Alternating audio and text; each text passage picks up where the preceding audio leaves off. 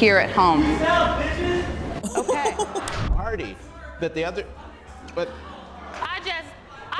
Can you, okay, hello?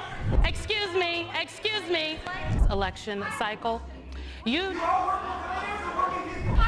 particular. And Democrats are still taking money from the arsonists. Would you have done anything differently? No, I'm sorry. Everyone. Excuse me, ma'am. Excuse me, ma'am. Excuse me, ma'am. Hey, I am speaking, and I would love your attention. There is a black woman at this podium, and I just... Hurry up.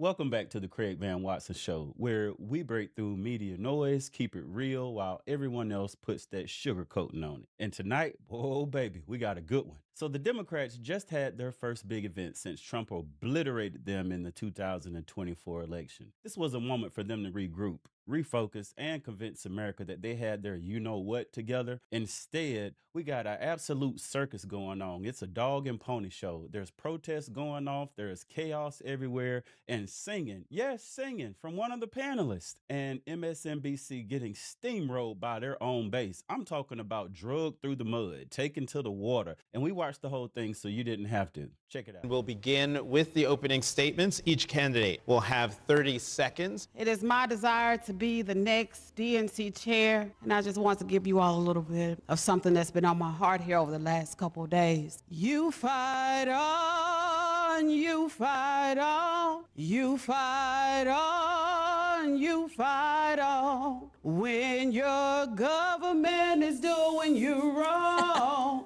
you fight on, oh, you fight on. Get ready, because if this is at all an indicator of what's coming in the 2028 election, it's over before it started, baby. Let's talk about how this whole thing went down. Picture this. It's the DNC chair election, and candidates are supposed to give their opening statements like grown adults running for political parties, right? But instead, this happened. Look, I get it. You're trying to connect with your base, but this ain't showtime at the Apollo. I mean, all they were missing was Sandman coming on stage dancing y'all off. I am speaking, and I would love your attention. There is a black woman at this podium, and I deserve your attention like the 11 people who went before me. Yes, I am speaking. And when the night starts like this, you know it's going downhill from there. This round, so I'm going to have a show of hands. How many of you believe that racism and misogyny played a role in Vice President Harris's defeat? Okay, so that's good. You all pass. Now, one would think MSNBC, literally the network built for Democrats, could handle moderating their own party's event. But Rules specify that when we have a gender non-binary candidate or officer, the non-binary individual is counted as neither male nor female, and the remaining 6 offices must be gender balanced. In order to be gender balanced, we must elect 1 male, 1 female, and 1 person of any gender. What you talking about, Willis? We must elect and recognize that our country was built on indigenous lands and hope. Yate, atrasiflo,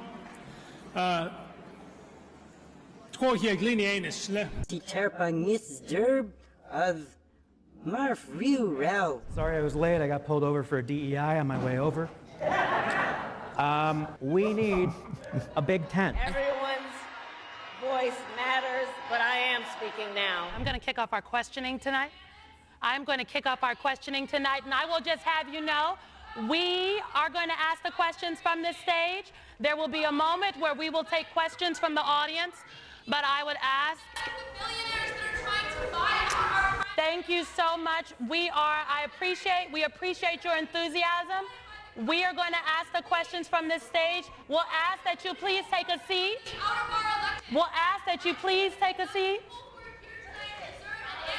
This is a question we're going to ask. All right, we're going to ask that question. We understand. We understand that there are many issues that people are very passionate about, and we are going to endeavor to get to all of those tonight.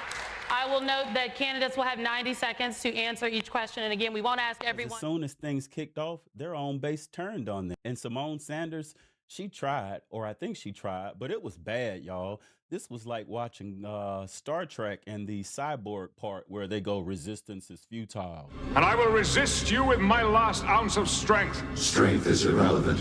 Resistance is futile. I want to take a look back to the last election cycle. You do not, pardon me. Thank you all so much. We appreciate, can I note, we appreciate your enthusiasm, and we have a number of questions we'd like to get to. If you would please take a seat. Wait, hold up, stop the press. No, you don't. Did you just deny a protester the right to ask a question at an event about democracy? Stay silent. We would love to have you stay. But we have a number of questions that we're going to ask. And please, you all don't know what we're asking. No one has seen our questions on this stage. Give us an opportunity to get the questions from these candidates. These are the same people that were out here crying about voter suppression, and now they're out here running a shut up and sit down boy campaign. Make it make sense. Oh, you don't, Simone. You appreciate them clapping on cue is what you appreciate.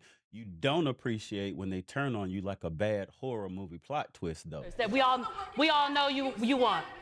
I see my Sunrise family over here.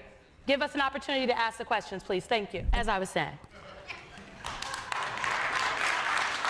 Dr. Hathaway, I would ask the same question to you. Would you have done anything differently? No, I'm sorry.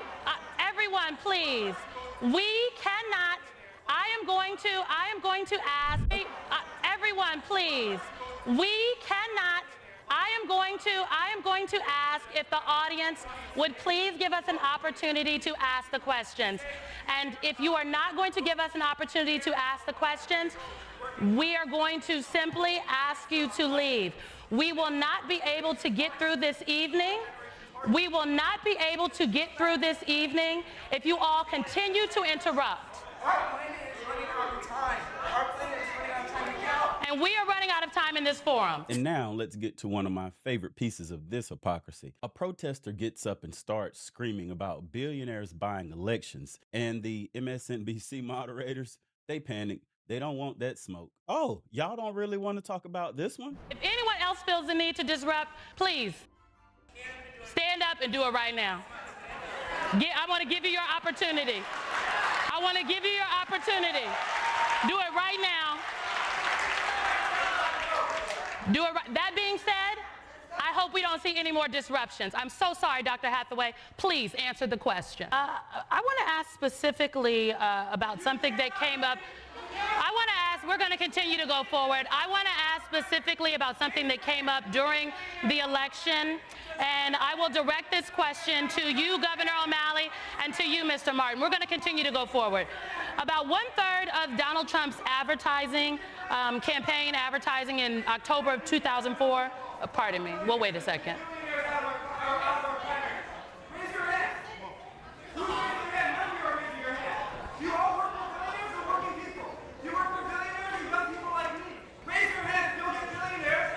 At this point, all the MSNBC moderators had lost all authority. They were just hanging on for dear life, hoping to make it to the end without somebody flipping the podium. Yes, sir, you saw it. The whole party is folding and crumbling like a folding chair at a family barbecue. Well, wait a second.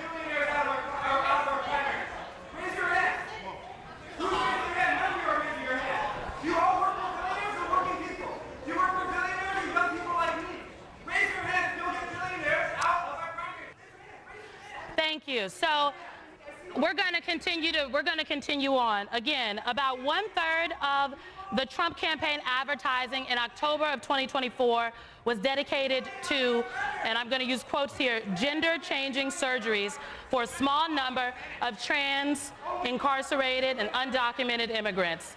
These particular... And Democrats are still taking money from the arsonists. You know... Shake your head like that. This is embarrassing. This is embarrassing. We're teachers, we don't hate the Democratic Party. We stop that. We knock on doors, and we get betrayed by the establishment. I think it's important to say here. Democrats are still taking money from the arsonists. You know, But you still take money. This should have been done 40 years ago. I'm not trying to hold you. I'm trying to say one thing. Don't shake your head like that. You've been on here for how long now? How long? This is embarrassing. This is embarrassing. When teachers, we don't hate the Democratic Party. We stop there. We knock on doors. And we get betrayed by the establishment. I think it's important to say here. We respect people's opinions. Right. And it is definitely understandable that there is a lot of passion in this moment because the issues in this moment is so, the stakes are high. The stakes are high and the issues are very important. And look, I can understand why people want to jump up and yell out their questions to these people who hope to lead the party. But can you,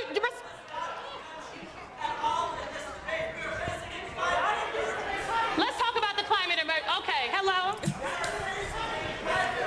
Let's get to the climate emergency. Let's get to the climate emergency. Jen Psaki, excuse me. We're gonna skip ahead. Jen Psaki's gonna ask about the climate. One of these questions, if you can just give us a moment. Thank you. Yes. Okay. Thank you all so much. We really appreciate you all being here. I just want to restate. We want to hear your opinions. We're just asking the questions so you can all hear from these candidates and people at home can hear. Okay, let me start by asking a question more formally that someone asked.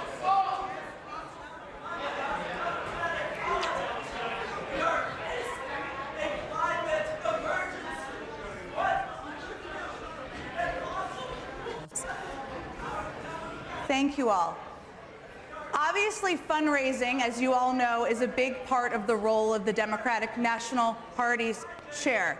It's a very important part of the discussion we want to talk about. It's a challenge because it funds state parties, but also you have to make decisions about who you will take money from. So we'll be discussing that in just a moment. Just want to make sure everybody can hear at home.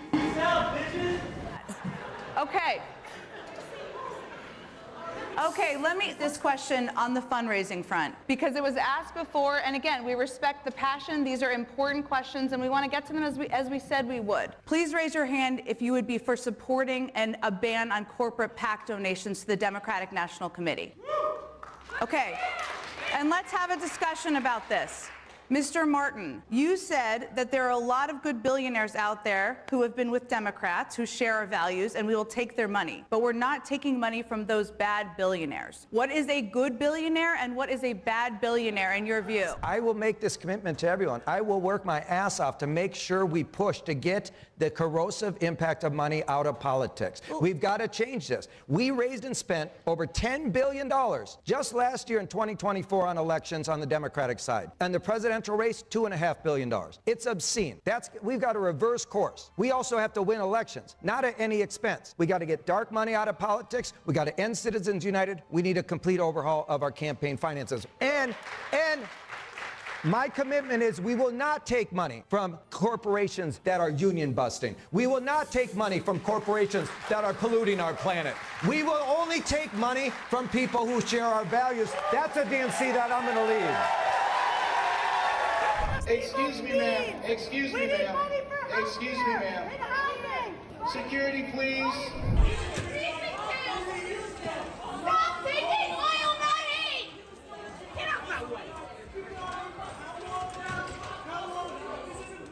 Protest the Republicans! Protest the people who are actually hurting you! I'm fossil fuel stamps! I think it's important to say here, we respect people's opinions. It is definitely understandable that there is a lot of passion in this moment. All right, so let's wrap this up. The Democratic Party, in their first big event after getting wrecked by Trump in the 2024 election, couldn't even get through a full sentence without being screamed at by their own people. MSNBC got drugged by their own audience. Their so-called leaders got steamrolled, and their base completely called them out. Y'all really think this party is winning the 2028 election?